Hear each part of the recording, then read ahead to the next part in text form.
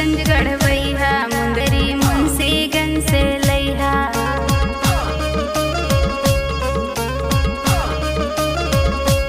टिकुली ताला से मंगवैहा, करधन ककवा जाके लैहा।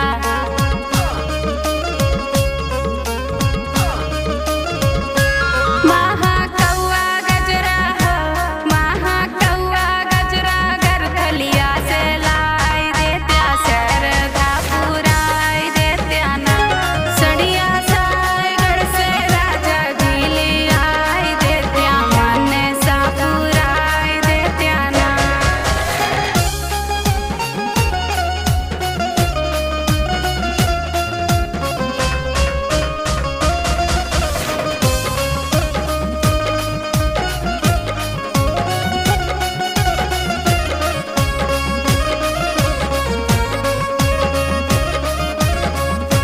गजरा कल्याणपुर से लैहा, लहंगा नमुआ से सिलवैहा।